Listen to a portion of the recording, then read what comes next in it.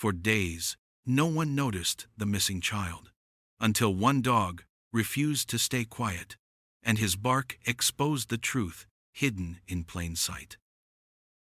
The hallway was still, the kind of quiet that made your skin itch. Officer Dani Morales stepped through the doorway of the small, two-bedroom house with careful footsteps, her hand resting lightly on the grip of her sidearm.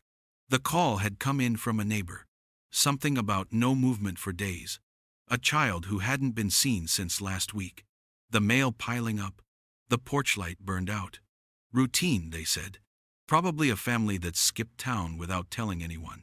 But routine didn't explain the stale air, the faint smell of mildew, or the fact that the girl's drawings were still taped to the fridge. Crayon hearts and stick figures that now felt like ghosts.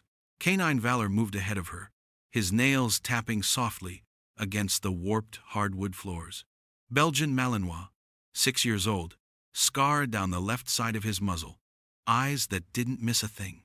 He was quiet, always had been, didn't bark unless it mattered, which is why Dani froze when she saw him do it. He had entered the little girl's bedroom first, nose to the ground, tail still, body low. Something in the air changed when he stepped inside. The room looked untouched. Bed made, toys scattered in a familiar mess, sunlight slanting through thin curtains. But in the corner sat a pink toy chest, plastic, faded, with butterfly stickers peeling off the lid. Valor stopped in front of it. His body stiffened, his ears perked forward, and then came the low growl. Not loud, not threatening, but full of warning. Dani felt it in her chest before she even moved. "Valor," she said softly, watching him. "What is it, boy?" He didn't turn to look at her. Instead, he leaned closer, nose just inches from the toy chest, and then he barked. One sharp, focused bark, then another, and another. Dani crossed the room, her heartbeat suddenly louder than her footsteps. "Easy," she whispered, reaching out. She touched the top of the toy chest and paused. Something was off. The lid didn't open like it should. It resisted her tug. There was a weight to it, but not from toys. She looked down, saw the latch had been altered, as if someone had reinforced it from the inside. Then, from beneath the plastic, came a sound. It was faint. A breath. A muffled cough. The whimper of something small and human. Dani's breath caught. "We've got someone," she said aloud, her voice cracking. She reached for her radio with shaking fingers, called for backup and medical. Then she turned her attention back to the chest, heart racing. With a sharp twist, she popped the latch and lifted the lid. What she saw stole the air from her lungs. A girl, no older than 5, cramped beneath a false bottom, curled into herself like a wilted flower. Her skin was pale, her lips cracked, a bruise darkening her temple. She clutched a small stuffed giraffe in one hand, and when the lid opened, she didn't scream. She just blinked up at Dani, her eyes wide and scared and glassy. Valor stepped back, giving space. His job was done. He had found her. Dani knelt, tears springing to her eyes. "Hey, sweetheart," she whispered, voice shaking as she reached in. "You're safe now." The little girl didn't answer. She couldn't, but she didn't look away either. And when Dani lifted her out gently into the daylight, her small fingers clung to the giraffe, and her head fell against Dani's shoulder. Valor sat beside them, silent again, watching, waiting, as if to say, "There's more to this. Keep looking." But for now, he just stayed close, his presence solid as stone, the bark still echoing in the silence he had broken, the bark that had saved a life. The moment Officer Dani Morales lifted the lid of the toy chest, the smell hit her first. It wasn't the scent of dust or old plastic. It was the sharp, sour edge of fear and sweat, of something wrong that had been hidden too long. She blinked, heart pounding in her ears, trying to make sense of what she saw. At first, it looked normal. A pile of stuffed animals, a few worn dolls, a tangled pink tutu bunched to one side. But then she noticed how the toys were too neatly arranged, too deliberately packed. Not play, concealment. She reached in, pulling the first layer of plush toys aside, and her hand hit something solid. Not a toy, a board. Flat, smooth, wedged into the chest like a false bottom. Her fingers found the edge, and she pried it loose. It creaked, resisted, then popped free. What lay beneath made her stomach turn. The girl was curled in the tightest space, her small frame barely fitting inside the hidden compartment. Duct tape circled her ankles and wrists. Her shirt was torn, and a deep bruise covered the side of her face like a shadow. Her lips were cracked and dry, her skin pale and clammy. A small patch of hair stuck to the side of her face with dried blood and sweat, but her chest moved, shallow, uneven, still breathing. "Oh my God," Dani whispered, reaching in with shaking hands. "She's alive." Valor backed up, his job done, his expression unreadable but never leaving the girl. He sat at the edge of the room like a sentinel, his body tense, ears forward, every muscle coiled in silent watch.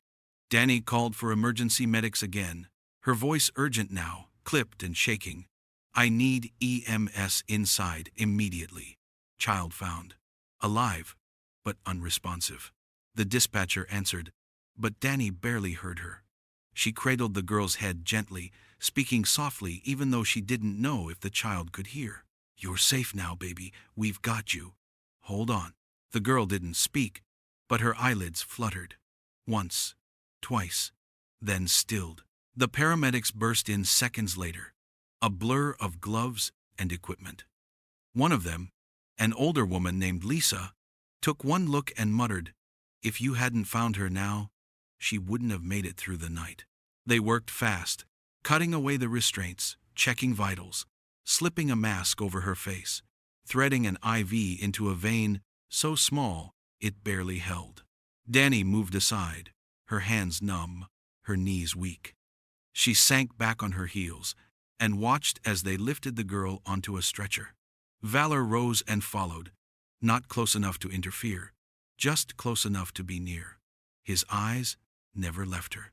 "She was buried in there," one of the medics said quietly, staring at the toy chest like it was a coffin, hidden in plain sight, like trash. "No," Dani said, her voice harder now. "Not trash. She was meant to disappear." "But she didn't," the medic replied. "Thanks to that dog." Valor turned slightly, amber eyes flicking between them as if he understood every word. Maybe he did. He had seen what no one else had, heard what no one else listened for. That bark, that gut-deep warning, had pulled her from the edge of death. The little girl would live. Just barely. But she would live. And Valor, he had done more than rescue a child.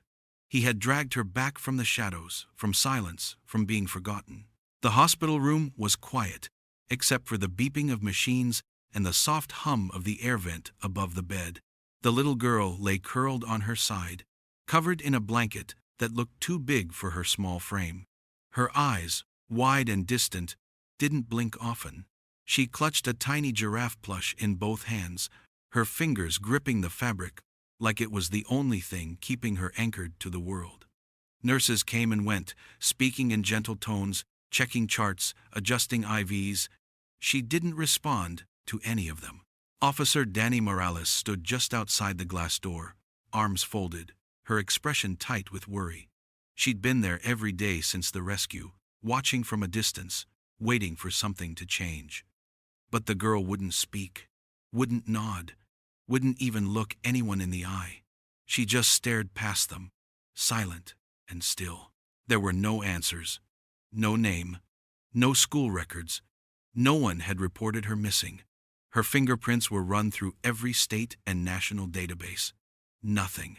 It was like she didn't exist.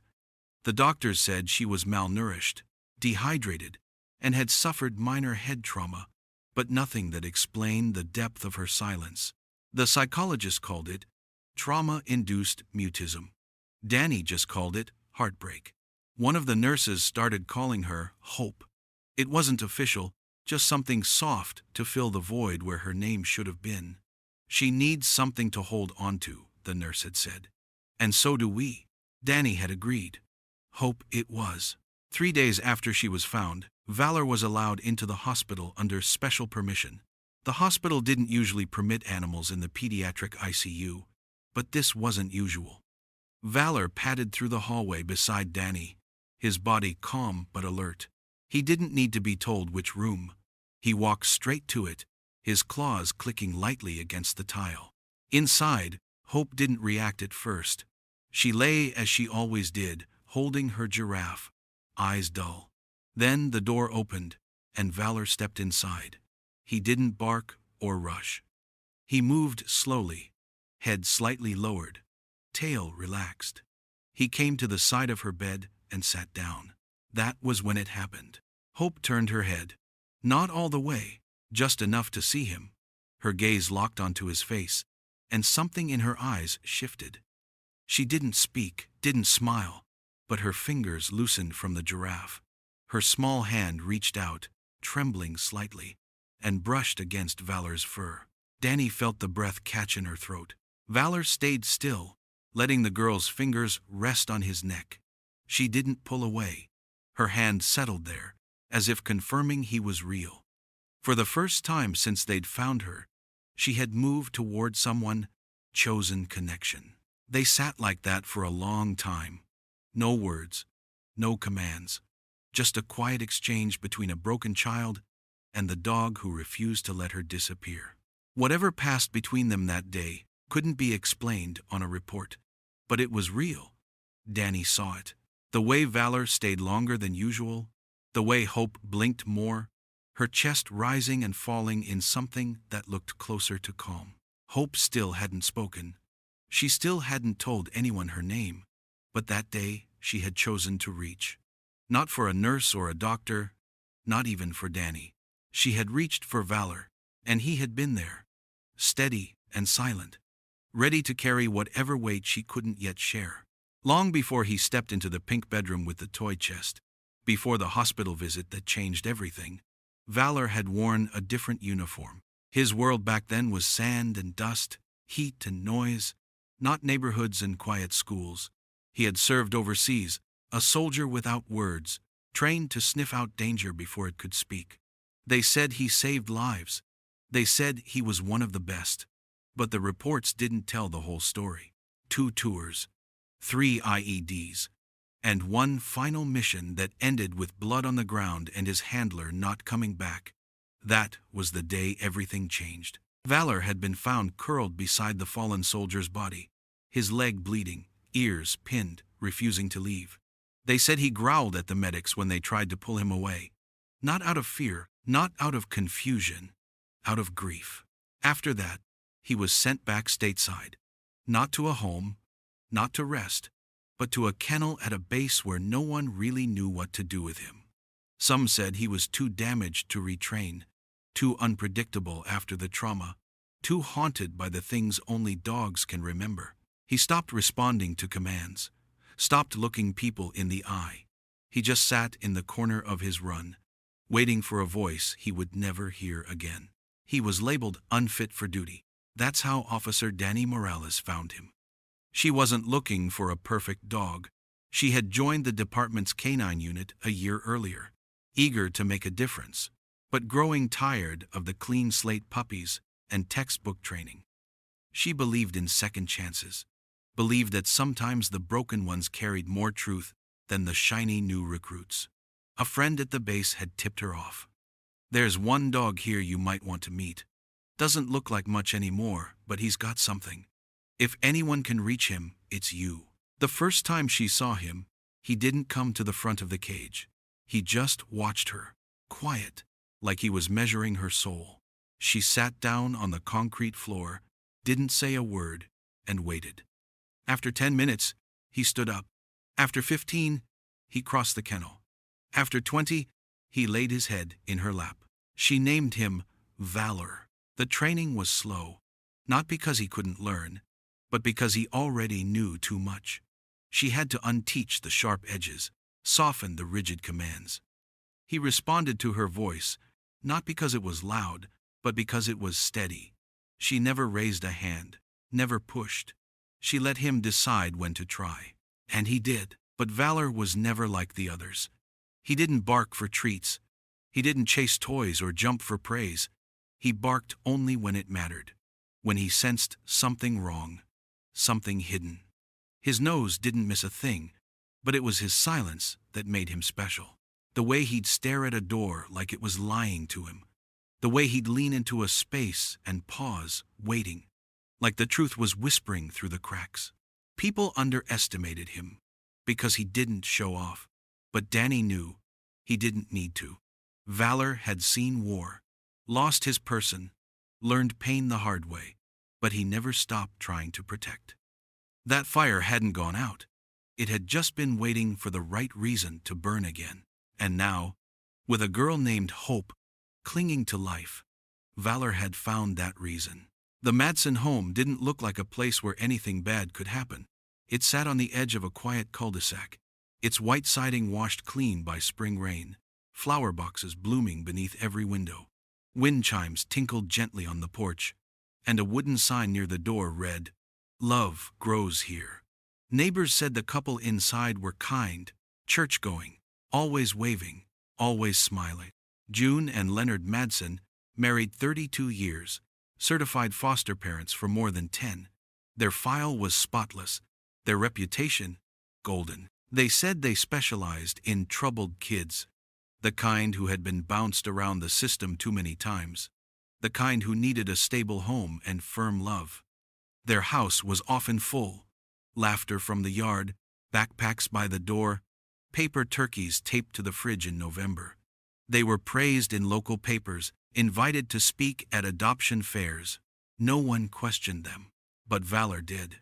The first time Dani brought him back to the Madsen house after Hope's rescue, the tension started before they crossed the porch. His steps slowed, ears flattened, his body low but alert. Dani noticed right away. She gave his leash some slack, letting him lead the way. She trusted his instincts more than she trusted paperwork. Inside, Leonard Madsen greeted them with a practiced smile and a fresh pot of coffee. June stood beside him, hands folded neatly, eyes tired but warm. They said all the right things. How shocked they were when Hope went missing. How grateful they were that she'd been found. How much they cared. How they'd been working with the state to find her family. They even offered to help with other children in crisis. Said their doors were always open. Valor didn't care about any of it. He moved through the living room slowly, nose to the ground, past the couch, past the mantel with 2 perfect family photos, past the hallway where the bedroom door still hung open, the one where Hope had been hidden. Then he stopped in front of a door Dani hadn't noticed before. Halfway down the hall, painted the same color as the wall, it looked more like a utility closet than anything else. No photos, no decorations, just plain and quiet. Valor's whole body stiffened. He looked back at Dani, then forward again. Growled. "Is that the basement?" Dani asked. Her voice casual but firm. June hesitated. "Just storage," she said quickly. "Old boxes, tools, holiday stuff." Leonard moved to stand in front of it. "It's really nothing down there." Dani raised an eyebrow. "Then you won't mind opening it." There was a pause. A beat too long. Then Leonard forced a chuckle and pulled out a key.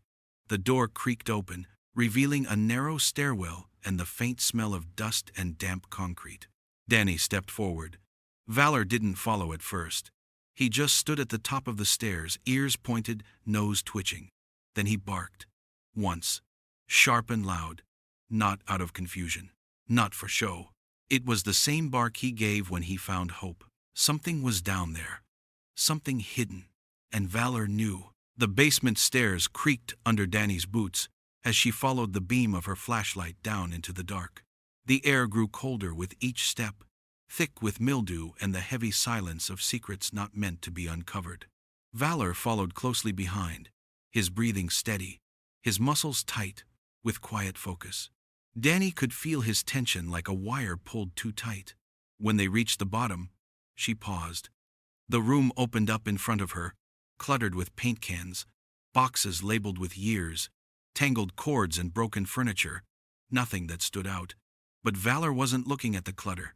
He was staring at the far wall. It looked normal at first glance, painted gray like the others. Shelves lined up with fake plants and dusty trophies. But Valor didn't care about appearances. He walked straight to the wall, sniffed once, then pawed at the floor, claws scraping against the concrete. Dani stepped closer, flashlight, steady. She saw it, a faint outline, thinner drywall, just slightly off color from the rest. A fake wall. She called it in. Minutes later, 2 more officers arrived. With careful hands, they pried back the shelving unit, then tore into the wall with crowbars and cutters. The drywall cracked. Light spilled through a narrow opening, and behind it, something that didn't belong in any home. It was a room, a small one, no bigger than a storage closet. The walls were lined with padded foam, the kind used in music studios or gun ranges. There was no window, no light fixture. Just a mattress on the floor, stained and sunken. A tiny shoe lay in the corner, pink and scuffed. And nailed into the ceiling a cheap surveillance camera, pointed straight down.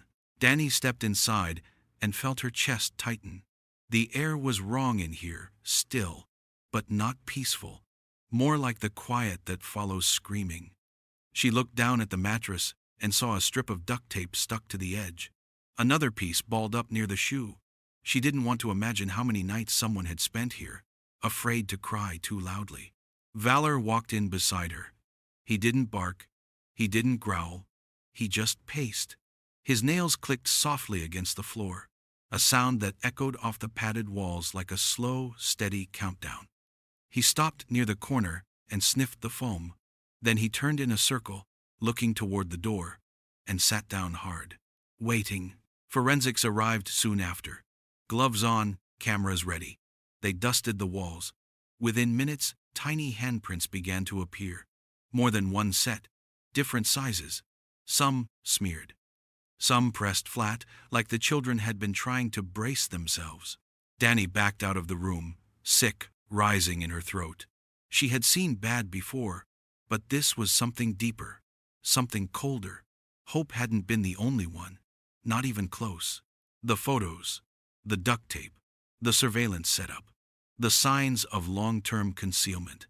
It was enough. The evidence was sent straight to the top. By nightfall, the FBI had taken over the case.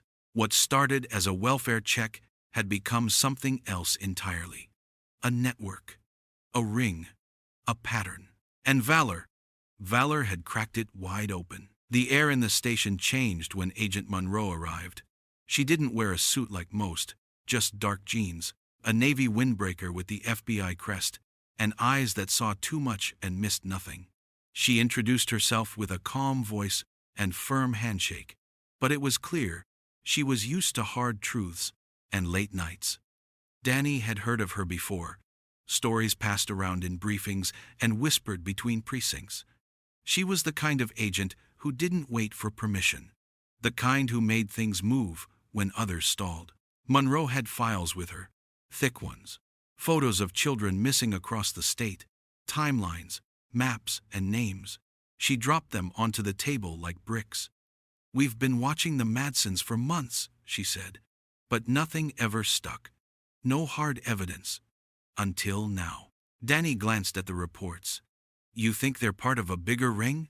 Monroe nodded. "We know they are. And now we can prove it." Valor lay at Dani's feet, silent. Eyes half closed but ears always moving. Monroe glanced at him, then crouched beside the dog. "So this is the one," she said quietly, her fingers brushing his fur. "The dog who sees what others miss." Valor didn't react much, just shifted slightly toward her, as if acknowledging what she already knew. Monroe spent the next few hours sorting through the evidence pulled from the basement.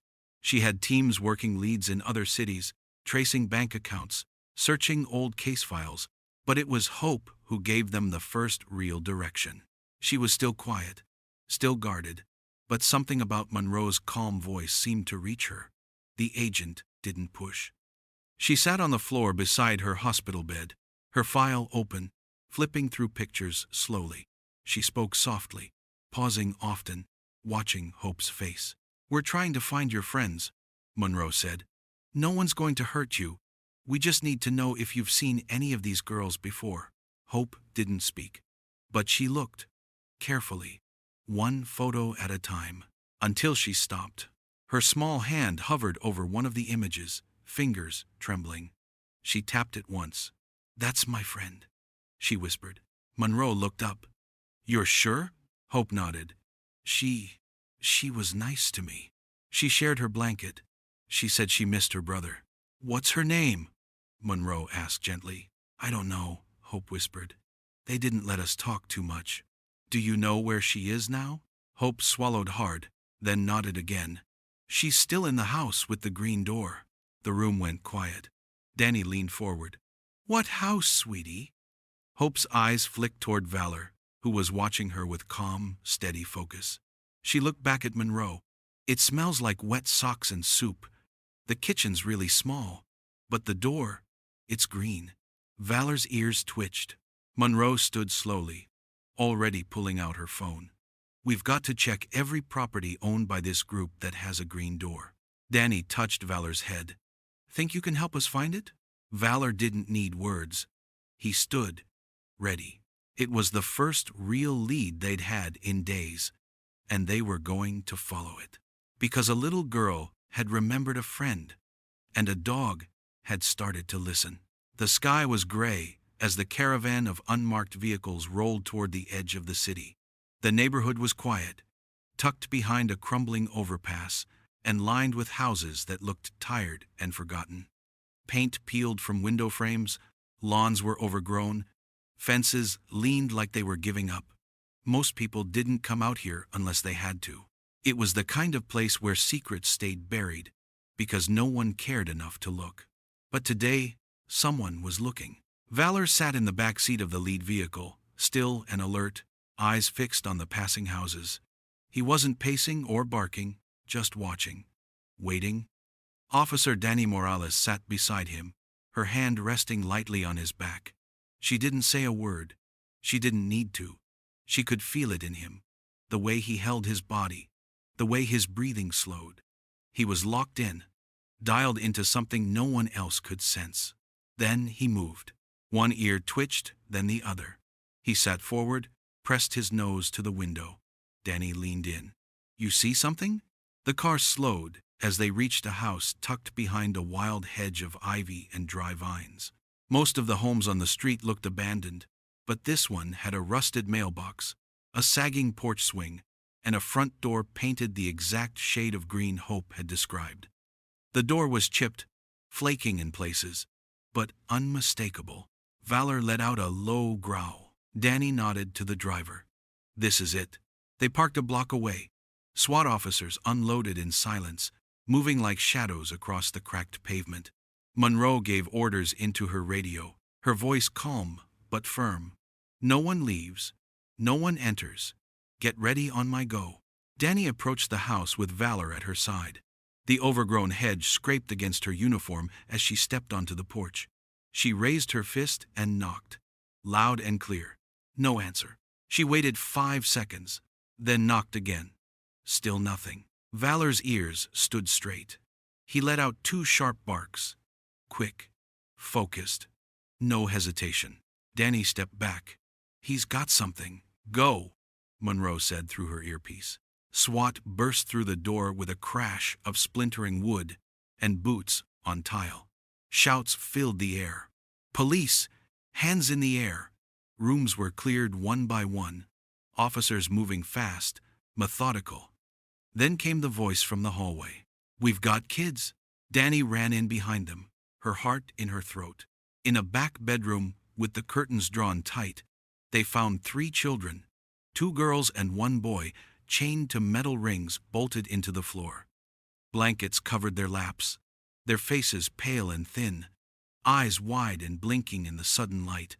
A faint smell of sweat and stale food hung in the air. "We're going to get you out," Dani said softly, kneeling beside the youngest. "You're safe now. We've got you." Meanwhile, Valor stood at the door, unmoving, his eyes on the street, his stance wide and grounded, like he was guarding something sacred, like he knew Someone might come looking to reclaim what they'd stolen. Downstairs, Monroe and the forensic team opened a locked storage cabinet.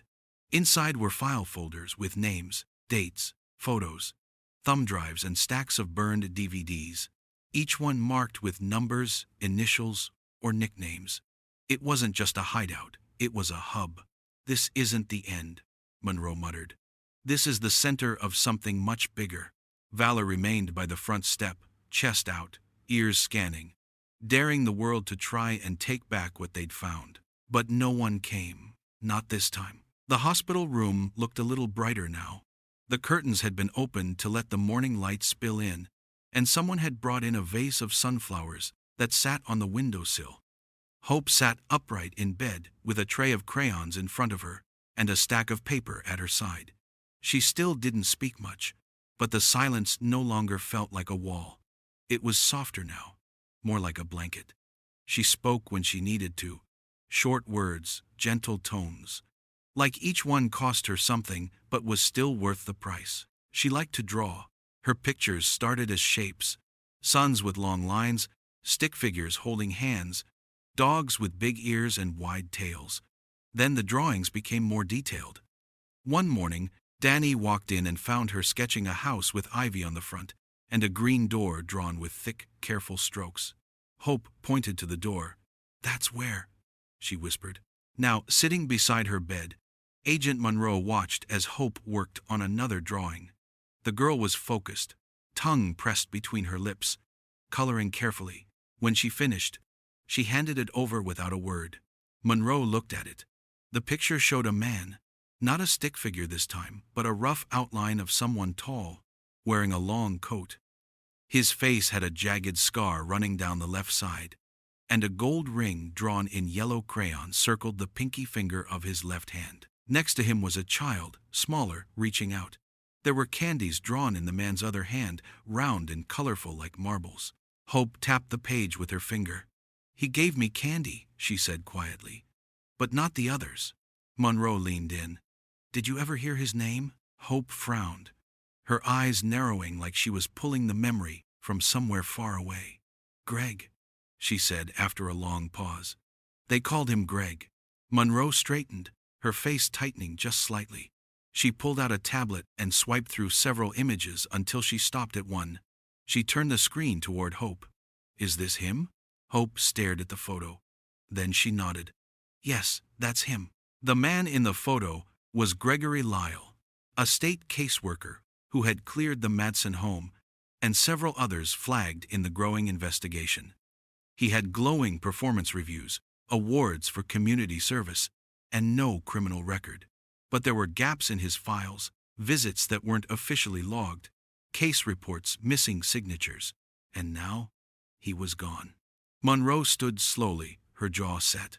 "He's been to every foster home we've raided so far," she said to Dani. "Always just ahead of us. And now we know why. He wasn't checking on the kids, he was choosing them." Dani looked down at Valor, who had been lying quietly at Hope's feet. The moment Monroe said Gregory Lyle's name, Valor lifted his head. His ears twitched. Then his shoulders tensed. A low rumble built in his chest. Not loud, not angry, but full of knowing. He remembered that name. He remembered that scent. Valor stood, eyes sharp, body alert. Dani reached for his leash. "He's not hiding for long." The house was empty except for the essentials. A pair of folding chairs, a second-hand couch, a few scattered toys on the living room rug. It looked lived in just enough to pass, just enough to convince someone they were new to fostering and still figuring it all out. It wasn't a real foster home. Not yet. It was bait. Dani stood by the front window, trying to keep her breathing steady. Her badge was off, tucked in a drawer upstairs, her uniform replaced by jeans and a soft gray sweater. She looked every bit the tired new caregiver, friendly, nervous, trying hard. Outside, surveillance vans waited around the block. Wires were in place. Backup was minutes away. But still, Dani couldn't shake the unease crawling up her spine. Valor sat by the door, leash coiled loosely in her hand. He didn't pace, he didn't bark, He just watched the entryway, his body still, his eyes locked forward like he knew exactly what was coming. A knock echoed through the house. Dani moved to the door and opened it slowly. A man stood on the porch, tall, clean-shaven, hair combed neatly to the side. His coat was long and brown, the fabric too nice for someone doing fieldwork. He held a leather folder in one hand and wore a warm, practiced smile. "Miss Morales?" he asked, polite and smooth. "Greg Lyle, from the state's Family Services Department. I'm just here to do the standard home check." Dani nodded, stepped aside. "Come in. We're still settling in, but I hope it's enough." He entered without hesitation, eyes scanning the space like he'd done it 1,000 times. "It's all about safety," he said, his voice calm, rehearsed. "We just want to make sure kids are going to the right kind of homes." Valor shifted, just slightly. Lyle's gaze landed on the dog. "That's a big one. Friendly?" Dani smiled tightly. "Only when he wants to be." Lyle chuckled, then turned back to his folder. "Well, let's take a look around," and he didn't finish the sentence. Valor moved. In a flash, he lunged forward, planting himself directly in front of Lyle. He didn't bite. He didn't snarl. He simply pushed forward with his chest and pinned Lyle against the wall, his front paws planted firm, his nose inches from the man's face. And then he growled, low, deep, unshakable. A sound that didn't come from fear or anger, but from knowing. Lyle froze. Dani didn't hesitate. She stepped in and reached for his coat. "Don't move. I don't know what this is," Lyle started, but she was already searching him, her fingers moving fast along the seams. She reached inside his jacket, felt something solid behind a button stitched slightly off-center. She tore it loose. A tiny black USB drive fell into her hand. She held it up. "What's on this?" Lyle said nothing. His jaw was clenched, eyes locked on the dog who still had him trapped. The signal came through Dani's earpiece. "Move in!" Doors burst open seconds later. Agents rushed in, weapons drawn but not fired. Lyle didn't resist. Not really. He just stood there as if the weight of being caught had finally settled on his shoulders. Dani passed the drive to Monroe as the agents cuffed him. Monroe plugged it into a secure laptop on site. What came up made her breath catch. Names, videos, dates, a full list of children, and a column labeled buyers. "This is it," she whispered. "The whole operation." In the middle of it all, Valor finally stepped back, calm again, tail still, eyes sharp. He had waited for the right moment. He always did. And once again, he had led them to the truth. The courtroom buzzed with low voices and camera clicks before the judge entered. Every seat was filled. Reporters sat shoulder to shoulder in the back row, sketch artists flipping through pages, typing fingers racing across laptop keys. The name Gregory Lyle had become a headline, and today the trial began. But this wasn't just about him. It was about the children, the silence, the broken trust. And for many, it was about the little girl who had survived the unthinkable. Hope sat in the witness room with a soft blanket draped around her shoulders, her giraffe plush tucked under one arm. Dani sat beside her, whispering words she could barely hear. Not because the girl wasn't listening, but because her focus was somewhere else. The door, the moment, the wait. She didn't want to be scared, but her hands trembled. Valor was lying at her feet. He had been allowed in the courthouse as a support animal, though everyone knew he was more than that.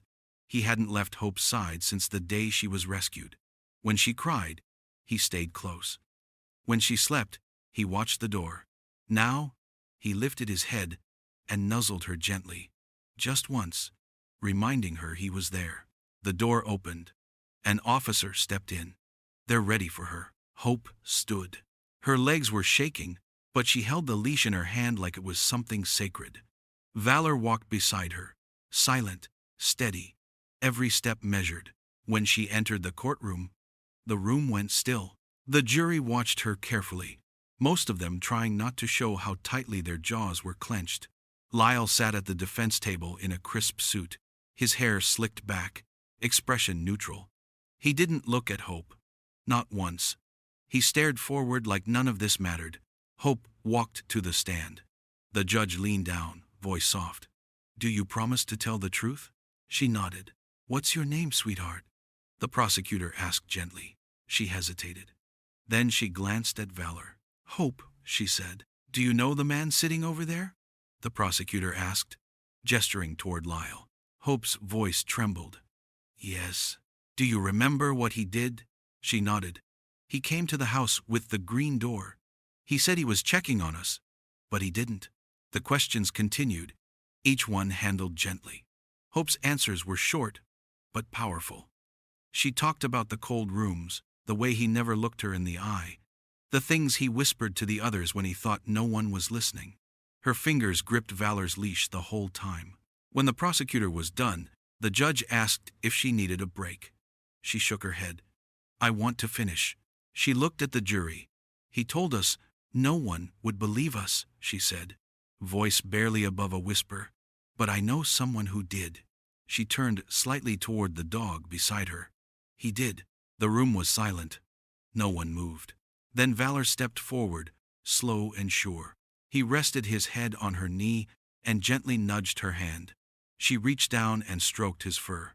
Someone in the jury box wiped away a tear. Someone else leaned back and crossed their arms like they were holding in something heavy. No one doubted her. Not after that.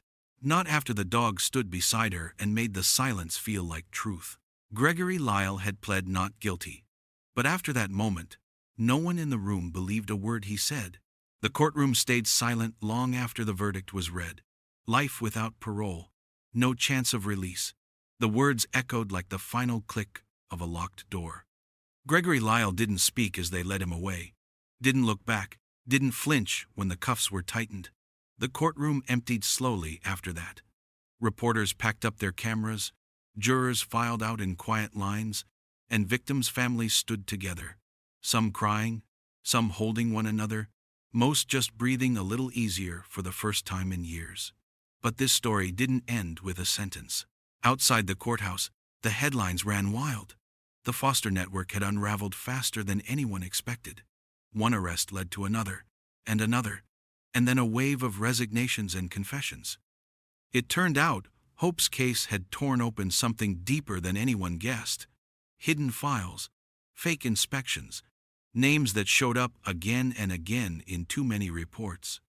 Agent Monroe worked around the clock, connecting every thread, every home, every child. Valor became a symbol, not just of what dogs could do, but of what they could feel. His face made the news more than once. Sitting beside Hope during her testimony, standing at the edge of the green door house, lying calmly outside the courtroom steps, while reporters whispered his name like he was magic. But Valor didn't care about any of that. He cared about one thing, her. Hope was adopted by Officer Dani Morales 3 weeks after the trial.